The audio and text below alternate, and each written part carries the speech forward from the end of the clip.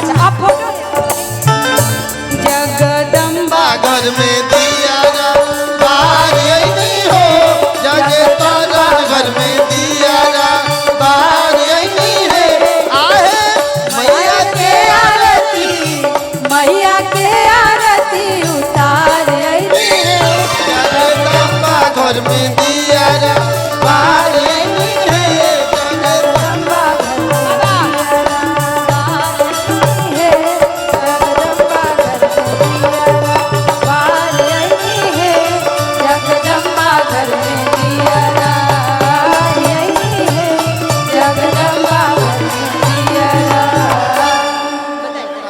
Hello जितने लोग खड़े हैं सामने थोड़ा बैठ जाएंगे ना तो अच्छा लगेगा। यूट्यूबर वाले भैया आप लोग जितने भी साइड एक साइड हो जाइए। कैमरा तनी एंगल में सेट कर लो कैमरा। हाँ अगवा भीड़ नहीं है करे के तो मजे नहीं क्या भैया। इतना सुंदर कार्यक्रम होता आ हा मन आनंदित हो गई।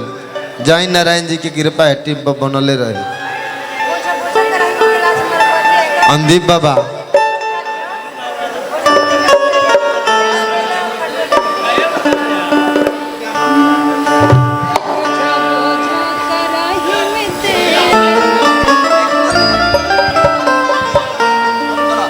आप बनाओ ना हम अपन पेज पे अरे सब पेज पे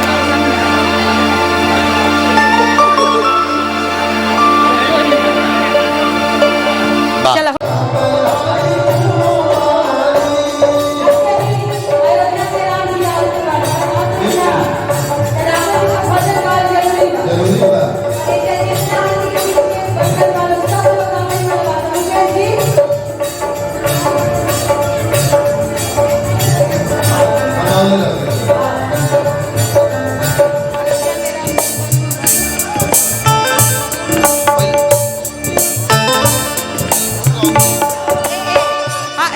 फोटो ले।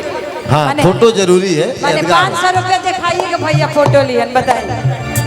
हाँ बिल्कुल बिल्कुल चलिए आशीर्वाद है आप लोग आइए ले ली बाबू चलिए। हाँ तनी ही उठा दी हमार साउंड खूब सुंदर हमारा के तनी जगह दी लेवल।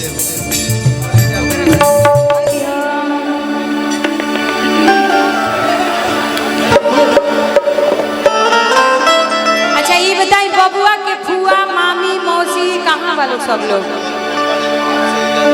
सब कहाँ है। परिवार के तो सदस्य कोई दिख ही नहीं रहे कहाँ है सब।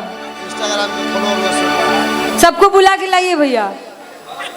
तब तक एगो हिंदी सॉन्ग हम लोग सबके सुनाओ तनी हम ना सुनाई हमार बहन सुनाई लोग।